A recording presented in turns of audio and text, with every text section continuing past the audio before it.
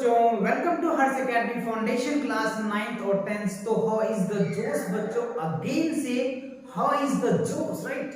तो today we are going to start force laws of motions class 9th physics, right. इससे पहले के chapter अगर आपने नहीं देखा है बच्चों, जैसे कि मोशंस का या फिर ग्रेविटेशन का, तो कंप्लीट बच्चों इन टेक्स्ट क्वेश्चंस, बुक के एक्सरसाइज क्वेश्चंस और एग्जांपल्स और ढेर सारे क्वेश्चन मैंने करवा रखा है, राइट। अगर आपको इस चैप्टर में प्रॉब्लम है तो आप पहले वो चैप्टर को देख लो, जिससे कि सीक्वेंस आपको समझ आएगा।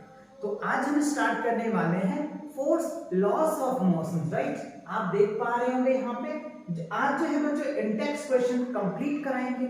जितने भी इंटेक्स क्वेश्चंस है वो सभी क्वेश्चन को इस लेक्चर में आज कंप्लीट करेंगे, ओके। जैसे पेज नंबर है 180 एंड 126, राइट। तो इन सभी क्वेश्चन को आज कंप्लीट करेंगे, राइट। चलिए तो देखते हैं आज का पहला क्वेश्चन क्या है आपके सामने। ये है simple, which of the following has more inertia. अच्छा, यहाँ पे एक वर्ड आपको पता होना चाहिए, इनर्शिया क्या होता है। आई होप आपने कॉन्सेप्ट पढ़ चुके होंगे, पता होगा। अगर नहीं भी है फिर भी बच्चों इस क्वेश्चन के देख लेने के बाद आपके जितने भी क्वेश्चंस हैं ये सारे डाउट्स क्लियर हो जाएंगे, क्योंकि मैं आपको जो भी क्वेश्चन कराऊंगा तो उनसे रिलेटेड जो भी कॉन्सेप्ट हो सकता है वो सारे डिस्कस करूंगी इस लेक्चर में। क्लियर।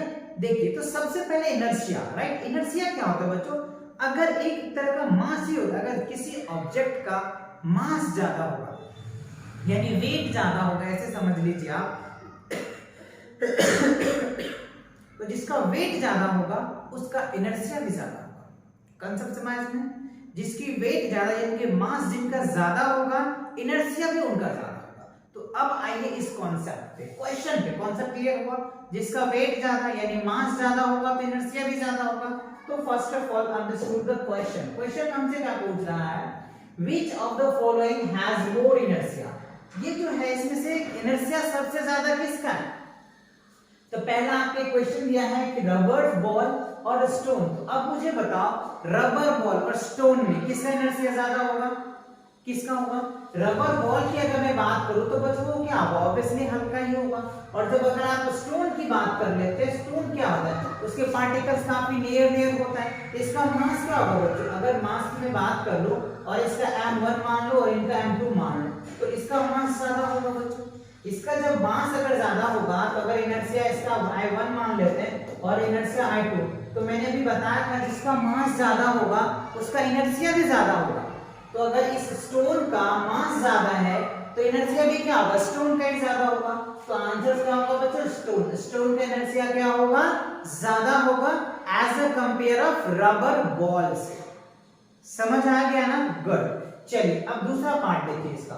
दूसरा पार्ट में कह रहा है कि बाइसाइकिल और ट्रेन। अच्छा बताइए, बाइसाइकिल का वेट ज्यादा होगा यानी मास ज्यादा होगा या ट्रेन का।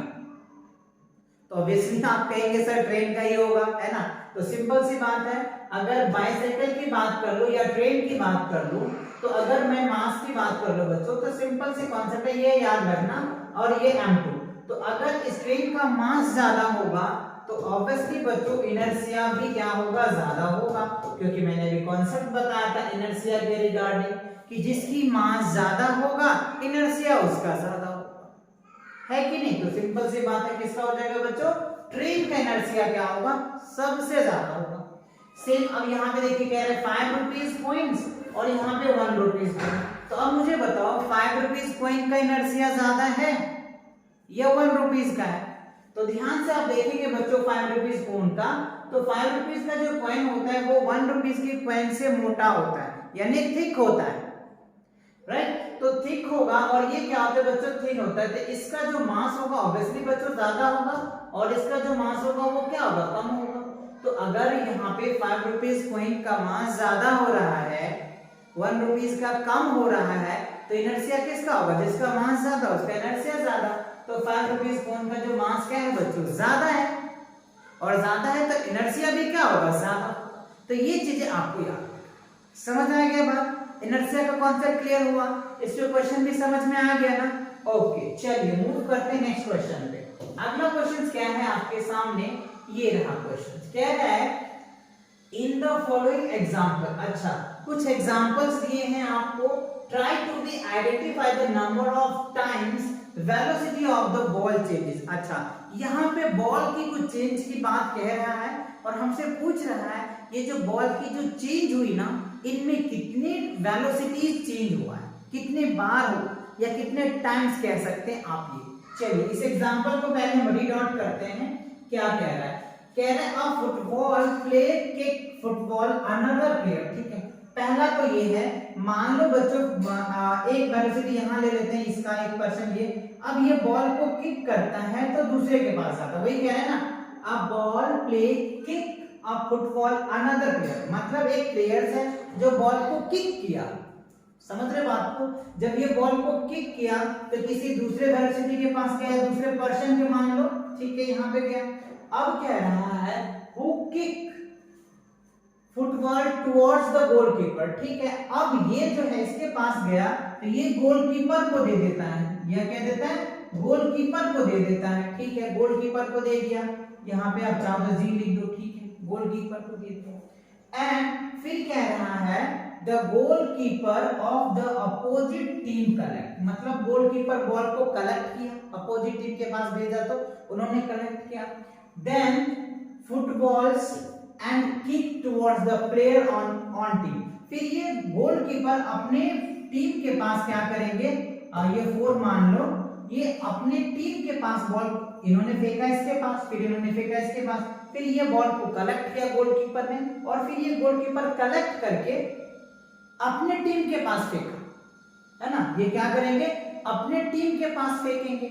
तो अब इस प्रोसेस में कितने बार वेलोसिटी चेंज हुआ ये हमसे पूछ रहे हैं। तो देखो एक चेंज तो यहाँ पे आपको देखने को मिल रहा है, राइट, दूसरी चेंज आप यहाँ देख रहे हैं, और तीसरी चेंज यहाँ देख रहे हैं ना, ये बॉल को फेंका तो एक चेंज हो गया। ठीक है, अब ये भी तो कुछ स्पीड से फेंका होगा, तो इसकी वेलोसिटी हमने क्या ले लिया? v2 ले लिया। ठीक, अब 2 वेलोसिटी हो गया। अब ये गोलकीपर ने भी भेजा ना, तो ये 3 वेलोसिटी हुआ, तो इसका जो आंसर होगा वो क्या होगा बच्चों?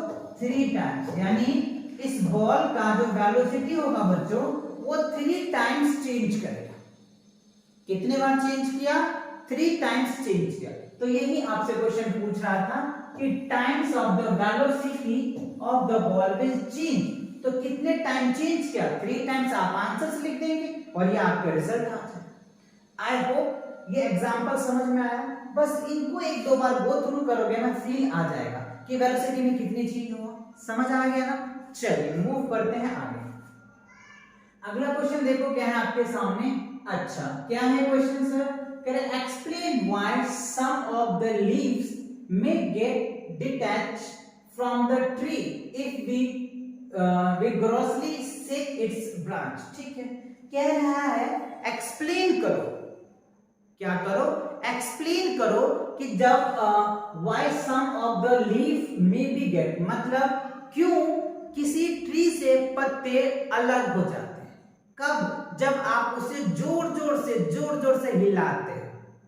समझ रहे बात को? इसको कह रहा है एक्सप्लेन करने के लिए। तो सिंपल सी बात है, आप इसको अच्छे से एक्सप्लेन कर पाएंगे कि अगर कोई ऑब्जेक्ट होता है बच्चों, तो वो क्या होता है? आपको पता है इनर्शिया में रहना चाहता है, इनर्शिया ऑफ रेस्ट आपने पढ़ा है कि अगर कोई ऑब्जेक्ट रेस्ट में है तो वो रेस्ट में रहना चाहता है, अगर कोई ऑब्जेक्ट मोशन में है तो वो मोशन में रहना चाहता है ड्यू टू इनर्शिया के कारण।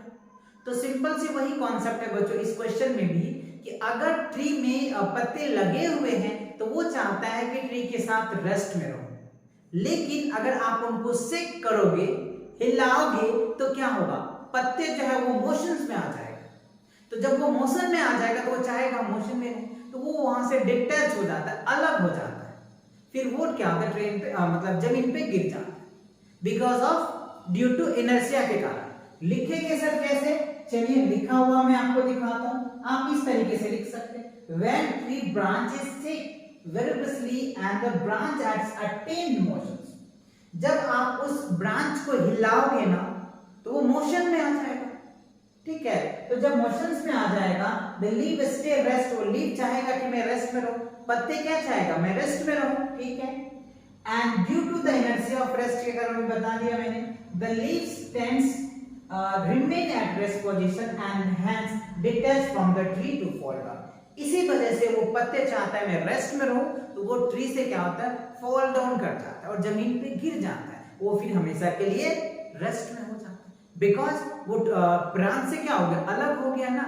जब ब्रांच से अलग हो जाएगा और ब्रांच को आप कितने भी सेट करोगे तो पत्ता तो क्या होगा, गिर गया पत्ता, तो वो तो दोबारा कुछ उससे कांटेक्ट ही नहीं है, तो वो तो गिरेगा ही, ऑब्वियसली रेस्ट में ही। आई होप क्वेश्चन समझ आ गया होगा, आपको फील आ रहा होगा। चलिए अगला क्वेश्चन देखते हैं क्या है। तो ये रिटन पार्ट था, अच्छे से कर लेना। चलिए आगे देखते हैं। Why do fall in forward directions when a moving bus break to stop and fall backward when it's accelerated for the rest. ठीक है, तो यहाँ पे हमें क्वेश्चन पूछ रहा है, बहुत बेसिक सा क्वेश्चन है। जनरली ये आपके साथ हुआ भी होगा बच्चों, अगर आपने ट्रेवल किया होगा तो आपने देखा होगा जब बस में आप ट्रेवल करते होंगे, दो कंडीशन में आपको पहले बताता हूं, फिर इसके प्रोसेस भी बताऊंगा कि आपको आंसर्स कैसे लिखना है, वन बाय वन करके। दो केसेस क्वेश्चन पूछ रहा है यहाँ पे। पहला क्वेश्चन ये पूछ रहा है कि जब अगर आप बस में ट्रेवल करते हैं तो बस रेस्ट में होता है, तो आप भी उसके साथ क्या होते हैं, रेस्ट में होते हो। ठीक है, और जैसे बस स्टार्ट होता है, ध्यान देना मेरी बातों को, जैसे बस स्टार्ट होता है तो आप क्या करते हैं बच्चों, पीछे की तरफ गिरते हो। ऐसा क्यों होता है? तो ड्यू टू इनर्शिया के कारण होता है, क्योंकि आपको पता है इससे टोटली ये जो चैप्टर है इनर्शिया पे ही है, इसलिए हर एक क्वेश्चन में इनर्शिया आ रहा है ना। तो आपका जो बॉडी के जो लोअर पार्ट होता है ना, ऐसे मान लो, सपोज मान लो this is your lower part, this is your upper part. तो जैसे बस स्टार्ट होता है तो ये जो लोअर पार्ट होता है ना, बस के साथ मोशंस में आ जाता है और ये पार्ट रेस्ट में रहना चाहता है, इसलिए हम इसके क्या होते हैं, पीछे गिर जाते हैं। ये केसेस में क्या हुआ, जब बस मोशंस में आ रहा है। ठीक है, चलिए अब दूसरा केसेस को समझते हैं। This is your lower part, this is your upper part, understood ना। ओके, तो देखो ये जो आपका जब मोशन बस क्या होता है, मोशन में होता है, तो आपका बॉडी भी उसके साथ मोशंस में होते हैं, बट वो जनरली रेस्ट दिखाया जाता है। ठीक है, तो जैसे अगर वो ब्रेक लगा देता है तो आपका ये जो पार्ट होता है अपर पार्ट, वो आगे की तरफ मूव कर जाता है और ये लोअर पार्ट उसके साथ ब्रेक के साथ वो रेस्ट पोजीशन आ जाता है, इसलिए आप आगे की तरफ गिरते हो। तो समझ आया कैसे आप फॉरवर्ड जाते हो, कैसे आप बैकवर्ड जाते हो, सभी जगह ड्यू टू इनर्शिया का ही रीजन है। तो अब आपको ये तो ऑलरेडी समझ आया। अब आप सोच रहे हो कि सर इसका आंसर कैसे लिखेंगे, आपने तो बता दिया मुझे, लेकिन रिटन कैसे लिखेंगे, क्योंकि आपको मार्क्स भी लाना है ना। चलिए नो प्रॉब्लम बच्चों, आपको वो भी बताएंगे, आप यहाँ पे देखिए। पहला कंडीशन हमने क्या लिखा है, व्हेन अ बस मूविंग ब्रेक टू स्टॉप। ठीक है, अगर कोई मूव कर रहा है तो when the bus is moving, ध्यान से समझो, यहां से आपको आंसर लिखना है, यहां से when the bus is moving our body is also motion। ठीक है, जब अगर कोई बस मूव करता है तो हमारा बॉडी भी उसके साथ मोशंस में आ जाता है। ठीक है, आगे देखिए क्या है, ड्यू टू सडन ब्रेक, अगर उस पे ब्रेक लगा देते हैं, क्या लगा देते हैं, ब्रेक लगा देते हैं, तो द लोअर पार्ट, जैसे मैंने आपको बताया था, this is the lower, this is upper part, तो देखो the lower part of our body come to be rest. ठीक है, तो हम बस अगर मूव कर रहा है तो लोअर पार्ट क्या होगा, रेस्ट में आ जाएगा ना। ठीक है, रेस्ट में आ गया। as soon as the bus stop but the upper part of body is continue motion, और जो अपर पार्ट है वो क्या होगा, कंटिन्यू मोशंस में होगा। so the motions hence be fall forward direction our inertia due to inertia, इसी वजह से हम आगे की तरफ फॉरवर्ड कर जाते हैं ड्यू टू इनर्शिया के कारण। समझ आया क्या? तो आप ये स्टेटमेंट लिख देंगे, आपके पूरे मार्क्स मिल जाएंगे। दूसरा स्टेटमेंट देखिए कैसे लिखेंगे आप। दूसरा स्टेटमेंट, अब देखो दूसरा स्टेटमेंट क्या है बच्चों, कि व्हेन कह रहा है कि व्हेन अ बस, एक minute, when a bus is accelerated from rest we are break forward. ठीक है, जब अगर बॉडी वो एक्सीलरेटेड हो जाता है तो इसका आंसर आप यहां से लिखेंगे when the bus is stationary, अगर बस स्टेशनरी में होता है, रुका हुआ होता है, our body is rest, obviously अगर बस स्टेशनरी है, रुका हुआ है, तो हमारा बॉडी भी क्या होता है, रेस्ट में होता है। ठीक है ना, okay. So but when we bus is accelerated, जब बस की मोशंस होती है, एक्सीलरेटेड होती है, तब our lower part is being in motions, contact with floor, so bus comes to be motion, because हमारा जो लोअर पार्ट होता है बॉडी का, वो बस के साथ कांटेक्ट में रहता है, इसलिए वो पार्ट मोशंस में हो जाता है। समझ लेना, वो क्या हो जाता है, मोशंस में हो जाता है। इस वजह से लोअर पार्ट मोशंस में हो गया, तो जो अपर पार्ट होगा ऑब्वियसली बच्चों बैकवर्ड की तरफ हो जाएगा, है ना। So but the upper part of bird is remains as rest, ठीक है, अपर पार्ट रेस्ट में रहना चाहता है, लेकिन बैलेंस बिगड़ गया तो ऑब्वियसली बैलेंस तो मेंटेन करेगा ना जी। So the inertia of rest hence the backward of the direction, simple सी बात है, वो बैकवर्ड डायरेक्शन चाहिए। सिंपल समझ आया, आप ये स्टेटमेंट लिख देंगे, आपके पूरे मार्क्स मिल जाएगा।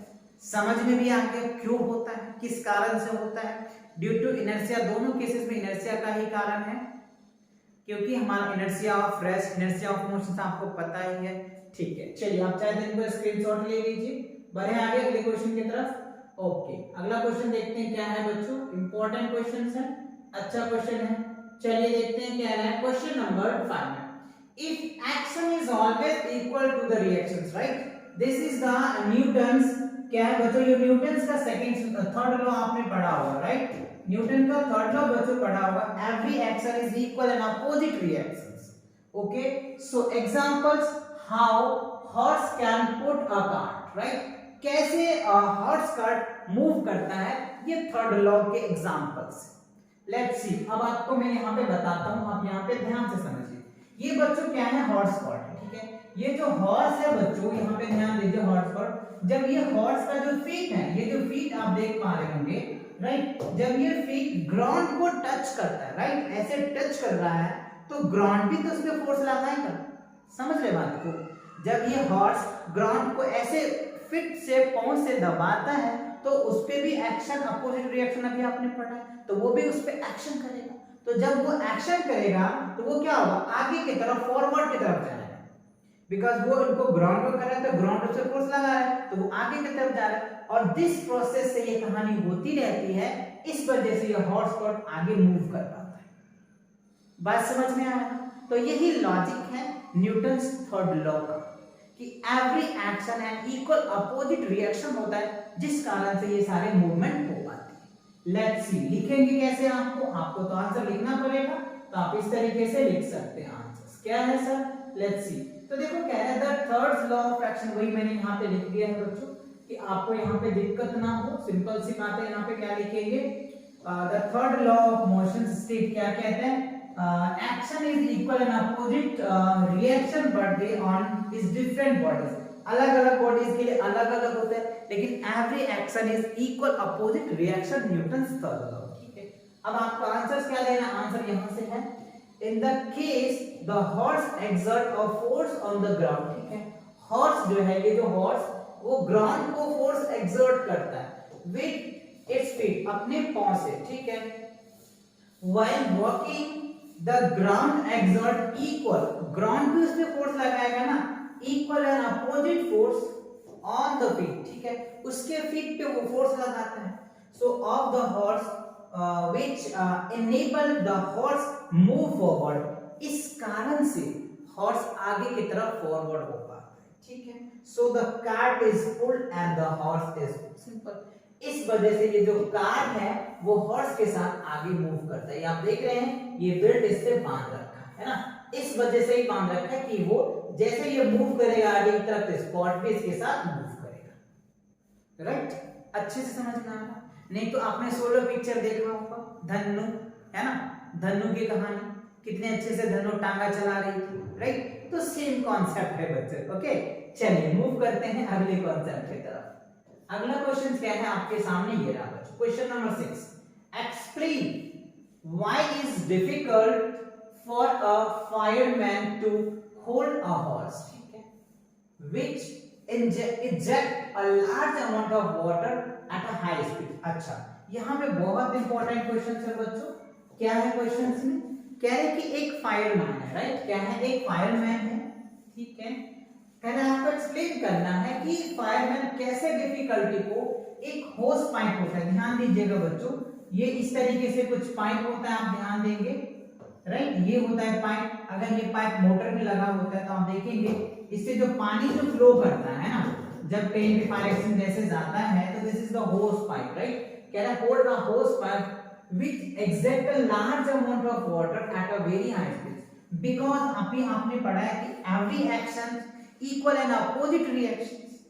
तो जब वहां पे जब फायरमैन जो पाइप जो होते हैं ना, आप देखेंगे कि जब फायरमैन जब पानी चलता है ना वहां पे, तो उसकी स्पीड बहुत हाई होता है, वेलोसिटी बहुत हाई होता है, तो उसका अपोजिट रिएक्शन भी तो होगा। इसीलिए यहाँ पे मेनी पीपल्स लगे होते हैं बच्चों, यहाँ पे बहुत सारे पीपल्स होते हैं जो इस पाइप को क्या करते हैं बच्चों, होल्ड करके रखते हैं, इस पाइप को पकड़ करके रखते हैं स्पीड्स को बैलेंस बनाने के लिए, क्योंकि इसमें ज्यादा स्पीड जा रहा है, वेलोसिटी बहुत हाई। तो जब वेलोसिटी बहुत ज्यादा हाई होगा तो इसे अपोजिट करने के लिए भी पीपल्स तो चाहिए। इसलिए आप देखेंगे कि उसमें 3 4 5 7 8 लोग भी होते हैं जो इस होस पाइप को बैलेंस करके रखता है और उनको सेंटर करके रखता है, जहां पे आग को बुझाना, मतलब आग को बंद करना होता है, या फिर आप जो भी कर लीजिए उस पर काबू पाना होता है। तो वहां पे इसीलिए इतने लोगों को लिया जाता है कि इसकी अगर वेलोसिटी ज्यादा होगा तो उसको कंट्रोल करने के लिए चाहिए लोग। तो ये डिफिकल्टीज होता है बिकॉज ऑफ रीजन क्या है बच्चों, वेरी हाई स्पीड वेलोसिटी होती है, इसकी में जो वाटर की जो वेलोसिटी होती है ना बहुत ज्यादा हाई होता है, इसी को बैलेंस करने के लिए लोगों की रिक्वायरमेंट होती है। ठीक है, चलिए स्टेटमेंट आपको देना है तो आप ये स्टेटमेंट लिख सकते हैं, सिंपल सा स्टेटमेंट है, the water that inject out of the होस in forward directions comes with a large momentum and equal amount is developed the host the opposite direction। ठीक है, जितने स्पीड से उसमें जितने मोमेंटम से वो जा रहा होता है ना, उतनी उसको बैलेंस करने के लिए तो चाहिए, इसीलिए वहां पे ज्यादा पीपल्स लगाते हैं। so hence the hose pipe is fused and backwards it becomes difficult for the fireman। इसीलिए फायरमैन के पास क्या होता है बच्चों, ये डिफिकल्ट होता है, इसीलिए फायरमैन 2 4 5 लोग होते हैं जो उसको उस डिफिकल्टीज को इजी तरीके से हैंडल कर पाए और जो पर्पस से वो जाते हैं वो पर्पस को डील कर पाए। Understood it now? So that's the difficult, so because of large momentum के कारण। अंडरस्टूड इट या नॉट? आगे समझ में? चलिए आगे बढ़ते हैं अगले क्वेश्चन की तरफ। अगला क्वेश्चन क्या है? अच्छा, क्वेश्चन नंबर 7 में देखो क्या है, from a rifle of mass 4 kg। ठीक है, एक राइफल है जिसका मास हमें दे रखा है 4 kg, okay, and a bullet of mass 50 grams is fired with an initial velocity 35 meter per second। Calculate the initial recoil velocity of the rifle। तो simple सी बात है बच्चों, आपको ये कॉन्सेप्ट पता होगा, राइट? चलिए मैं आपको बता देता हूं। वैसे बाय द कन्वर्स कह रहा है, by the conservations momentum, right? Conservations momentum आपको पता होगा कि आफ्टर कोलिजन बिफोर कोलिजन क्या होता है। तो इसका एक फॉर्मूला आता है, ऐसे मैं लिखाऊंगा, m1 u1 प्लस क्या होता है बच्चों, m2 u2 इक्वल्स टू क्या होता है, m2 यहाँ m1 v1 हो जाएगा प्लस m2 v2, यानी क्या होता है बच्चों, total momentum after collision, total momentum before collision. ये आपको पता है, this is the law of conservation of momentum. Conservation of momentum कहता है कि बिफोर क्या होगा, आफ्टर क्या होगा, दोनों इक्वल होता है। ठीक है, चलिए तो अब यहाँ पे हम आते हैं क्वेश्चन की तरफ। अब यहाँ पे हम ले लेते हैं बुलेट, ठीक है, ओके, और यहाँ पे हम ले लेते हैं राइफल। ठीक है, तो देखो हमें क्या रहा है कि from the bullet of masses, right, bullet का जो मासेस है वो हमारा क्या 50 ग्राम, यानी m1 कितना दे रखा है, 50 ग्राम दे रखा है, बट केजी में कन्वर्ट करना है तो 1000 से डिवाइड कर दीजिए, तो क्या निकल के आ जाएगा 0.05 केजी आ जाएगा। इस ये कैंसिल हो जाएगा, डिवाइड करेंगे 0.5।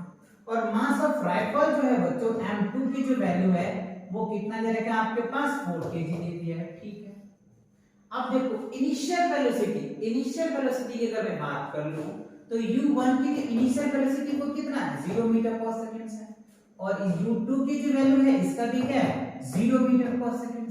ठीक है सर, समझ आ गया?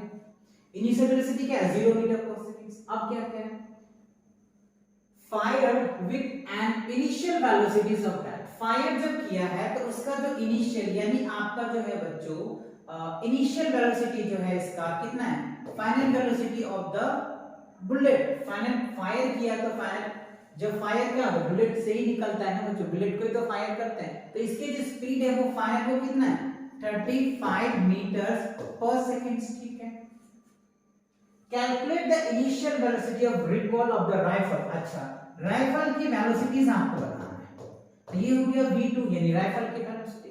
तो अभी हमने ये फॉर्मूला आपको बताया कि क्या total momentum by the conservation of law of momentum क्या कहता है कि जो initial total momentum after collisions और total momentum of before collisions, right, समझ आ रहा है, तो बिफोर हो गया, ये आफ्टर हो जाएगा। v जहां पे 2 है मतलब क्या फाइनल वेलोसिटी हो जाएगा तो आफ्टर कोलिजन हो जाएगा, इनिशियल वेलोसिटी होगा तो बिफोर कोलिजन होगा, ये चीजें ध्यान रखना। ठीक है, तो अब ये फॉर्मूला हम यहाँ पे यूज कर लेंगे, क्या लिखेंगे m1 u1 plus m2 u2 equal m1 v1 plus m2 और v2। तो अब यहाँ पे वैल्यू को सबमिट कीजिए, आपका रिजल्ट आ जाएगा। तो m1 की वैल्यूज बच्चों क्या है हमारे पास 0.05, ठीक है, और u1 की वैल्यू क्या है 0 है। ठीक है, यूनिट हम बाद में लिख देंगे। m2 की वैल्यू क्या है हमारे पास 4 है, u2 की वैल्यू कितनी है 0 है। ठीक है, अब इक्वल यहाँ पे की m1 की वैल्यू कितनी है अपने पास 0.05। ठीक है, v1 की वैल्यू कितनी है, v1 की वैल्यू कितनी है बच्चों 35, तो यहाँ पे 35 लिखेंगे। ठीक है, अब यहाँ पे m2 की वैल्यू कितनी है 4 और v2 की वैल्यू कितनी है निकालना है सर, तो v2 निकाल देंगे।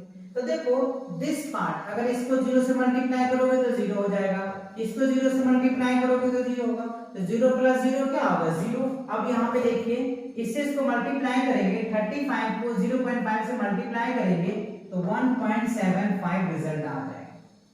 ठीक है, प्लस क्या हो गया बच्चों 4v आ गया। ठीक है, अब आपको यहाँ से v चाहिए, तो ये पार्ट को इधर लेके आएंगे तो क्या होगा माइनस का हो जाएगा, सिंपल सी बात है। चलिए अब यहाँ पे देखिए इधर लेके आएंगे तो v2 इक्वल क्या हो जाएगा माइनस 1.75 अपॉन क्या होगा बच्चों 4, और जब आप इससे डिवाइड करोगे तो सिंपल चाहो तो डिवाइड कर लीजिए, सिंपल 135 को 175 को डिवाइड करके दिखाऊं क्या इजी से। चलिए मैं यहाँ करके दिखा देता हूँ आपको। चलो यहाँ पे देखो अगर 175 को अगर आप डिवाइड करोगे, पहले क्या लगा 4 से, तो 4 चौक 16 आ गया जी। ठीक है, 16 आ गया, फिर जगह 1, फिर 4 तिया 12, ठीक है 4 तिया 12, ठीक है, फिर आपको निकल के आ जाएगा कितना, अच्छा 3 आ गया, 4 3 आ जाएगा, यहाँ पे 3 आ जाएगा। ठीक है, 3 आ गया, फिर 3 7 के 7 चौक 28, 7 आ जाएगा, और ये 28 फिर 2 5 चौक 20, 4375 क्या होगा बच्चों, इसको डिवाइड करोगे तो 4375, इट मींस फाइनली लिखो तो 0.4375 मीटर पर सेकंड आएगा और नेगेटिव आएगा, यानी 0.4375 मीटर पर सेकंड। मतलब यहाँ पे नेगेटिव लगा देना, माइनस साइन आएगा, यानी राइफल की जो वेलोसिटीज होगी ना फाइनल वेलोसिटी वो क्या हो गया माइनस 0.4375 मीटर पर सेकंड आएगा। और यही हमसे पूछ रहा है calculate the initial recall velocity of the rifles, कितना आएगा 0.4375 मीटर पर सेकंड। आई होप समझ आ गया होगा अच्छे से। चलिए आप चाहते हैं तो स्क्रीनशॉट ले लो या नोट कर लो, कर लिया आपने, बढ़े आगे। ओके चल अगला क्वेश्चन देखते हैं क्या है। अगला क्वेश्चन क्या है कि two object of masses 100 gram and 200 grams are moving along the same line and direction with velocities of 2 meter per second and 1 meter per second respectively. They collide and after the collision the first object move a velocities of 1.67 meter per second. Determine the velocity of the second. Simple से question बहुत easy है बच्चों, यानी एक object मान लो आपका यहाँ पे है और एक ऑब्जेक्ट यहाँ ले लेते हैं। ठीक है, तो इसका जो मास है बच्चों m1 जो दे रखा है आपको 100 ग्राम दे रखा है, तो केजी में कन्वर्ट करेंगे आप, तो क्या करेंगे 1000 से डिवाइड कर दीजिए, राइट, 1000 से डिवाइड करोगे तो क्या होगा 0.1 केजी आ जाएगा। और अगर m2 की अगर मैं बात कर लूं तो क्या 200 है तो 0. क्या होगा, समझ में आ रहा है 2 केजी हमने कर दिया 1000 से डिवाइड कर दिया। ठीक है, तो अब इसका जो देखो कह रहा है कि द वेलोसिटी, इनिशियल वेलोसिटी जो है वो आपको u1 दे रखा है 2 मीटर पर सेकंड और इसका जो u1 दे रखा है वो 1 मीटर पर सेकंड है, ठीक है। तो फर्स्ट का वेलोसिटी जो है, फाइनल वेलोसिटी आपको दिया हुआ है 1.67, ठीक है। और सेकंड की वेलोसिटी आपसे पूछा है सेम, फर्स्ट अभी जो क्वेश्चन नंबर हमने 7 किया था सेम वही है क्वेश्चन, इनिशियल वेलोसिटी, तो वही बात यहां पे लगाएंगे, law of conservation of momentum. Laws of conservation of momentum क्या कहता है, टोटल मोमेंटम्स आफ्टर कोलिजन्स तो इक्वल टू होगा टोटल मोमेंटम बिफोर कोलिजन, या पहले बिफोर बोल दो या आफ्टर बोल दो, दोनों इक्वल होता है, राइट। सिंपल सी फॉर्म आपको पता है क्या, m1 u1 प्लस क्या होगा m2 u2, ठीक है, equal m1 v1 plus m2 v2। यही है आपको, ये क्या है बच्चों, before after collision, after collision कह लीजिए, और ये क्या कह दीजिएगा बिफोर कोलिजन, जो भी आप समझ लीजिए। ये कोलिजन से पहले की बात है, ये कोलिजन के बाद की बात है। कोलिजन से पहले इनिशियल वेलोसिटी होता है तो इनिशियल, और कोलिजन के बाद फाइनल वेलोसिटी होता है तो फाइनल वेलोसिटी होता है। समझ आ गया ना। चलिए अब आप क्या करेंगे, यहाँ पे वैल्यू को मेंशन कर देते, रिजल्ट लेके आएंगे, ठीक है। तो m1 की वैल्यू आपको पता है क्या है हमारा, m1 की वैल्यू हमने लिया था 0.1 लिया बच्चों, ठीक है। उसके बाद क्या है u1 की वैल्यू कितनी है, un की वैल्यू आपके पास 2 था, सॉरी 2 लिख देंगे यहाँ पे। फिर m2 की वैल्यू 0.2 और u2 की वैल्यू 1, ठीक है। अब फाइनल वेलोसिटी की अगर मैं बात कर लूं, राइट, m1 कितना है 0.1 है, ठीक है। और उसके बाद अगर v1 की बात कर ले तो 1.67 है, ठीक है। अब यहाँ पे अगर मैं बात कर लूं m2 की, तो यहाँ पे क्या है 0.2 और v2 तो आपको कैलकुलेट ही करना है। तो सिंपल सा फंडा है, आप इनको मल्टीप्लाई कर दीजिए, मल्टीप्लाई करके अपना रिजल्ट लिख लीजिए, आराम से रिजल्ट आ जाएगा। कैसे करेंगे सर, चलिए देख लेते हैं बच्चों। बहुत इजी भी है, आसान है, आप इनको चाहे तो मल्टीप्लाई कर लीजिए, ठीक है। मल्टीप्लाई करेंगे तो क्या रिजल्ट आएगा 0.1 और 0.2, ठीक है। यहाँ पे इसको 2 से मल्टीप्लाई करोगे तो क्या हो जाएगा 0.2 आ जाएगा, ठीक है। इसको 2 से करोगे, इसको 0.2 तो ऑलरेडी है इक्वल, यहाँ पे लिखेंगे। इसको अगर आप मल्टीप्लाई करोगे 1 से तो वही आ जाएगा 1.67 प्लस इसको करोगे तो क्या होगा 0.2 v2 हो जाएगा, ठीक है। तो अब आपको क्या करना है, v2 निकालना है। तो v2 निकालेंगे तो क्या करेंगे आप, यहाँ पे 0.2 इंटू 0.2 माइनस 1.67 अपॉन क्या होगा बच्चों 0.2, ठीक है। अब आप इसका कैलकुलेशन कर लीजिए, कैलकुलेशन करने के बाद आप रिजल्ट लिख दीजिए। 0.4 0.2 0.2 को मल्टीप्लाई करोगे तो क्या रिजल्ट निकल के आता है बताइए, 0.4 निकल के आ जाएगा, माइनस 1.67 हो जाएगा, अपॉन क्या हो जाएगा 0.2 आ जाएगा। अब आपको पता है इसको सब्ट्रैक्शन कैसे करना है, चलिए हम करके आपको दिखाते हैं।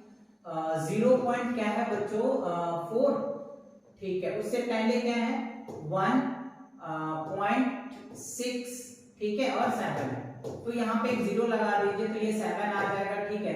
6 में से 4 जाएगा तो क्या हो जाएगा 2 आ जाएगा, पॉइंट यहाँ पे क्या होगा 1 आ जाएगा, तो 1.7 आ जाएगा, 1.27, राइट। क्या होगा 1 पॉइंट, आप माइनस लिख दीजिएगा 1.2, ठीक है, और 7 बाय क्या हो जाएगा 0.2। अब आपको इसको डिवाइड करना पड़ेगा, तो सिंपल सा डिवाइड कर दीजिए, 0 पॉइंट समथिंग आएगा आंसर बच्चों, 1.65 समथिंग कुछ आ रहा है आंसर। फाइनली अगर इसको सॉल्व करोगे तो 1.657 समथिंग कुछ आएगा, और यहाँ पे नेगेटिव है बच्चों तो नेगेटिव लगा दीजिए। अप्रोक्सीमेटली आप आंसर लिख दीजिए क्या, इक्वल माइनस 1.675 अप्रोक्सीमेटली है बच्चों, नियर बाय 1.675 आपका आंसर होगा। क्लियर, अप्रोक्सीमेटली है, कैलकुलेशन कर लेंगे, एग्जैक्टली आंसर निकल के आ जाएगा। चलिए, तो आई होप कि क्वेश्चन समझ आ गया ना अच्छे से। कॉन्सेप्ट आपका साइंस जो बच्चों यहां तक था, उसके बाद आपका ये मैथ्स आ जाता है। मैथ्स आ जाता है कैलकुलेशन करते, जो अगर कैलकुलेशन में कहीं पॉइंट का भी मिस्टेक होगा तो आंसर मिस्टेक हो सकता है, तो ये चीजें आप ध्यान से चेक कर लेना। मल्टीप्लाई करोगे तो ध्यान से करना, क्योंकि डेसिमल का मल्टीप्लिकेशन में कई बच्चे की डाउट रह जाती है, तो ध्यान से करना, राइट। चलिए आगे बढ़ते हैं, देखते हैं। ओके, तो इसी के साथ बच्चों इंडेक्स क्वेश्चन जो है बच्चों चैप्टर्स 9 के कंप्लीट होता है। तो मिलेंगे नए वीडियो के साथ बहुत जल्दी, तब तक पढ़ाई करते रहें। All the very best.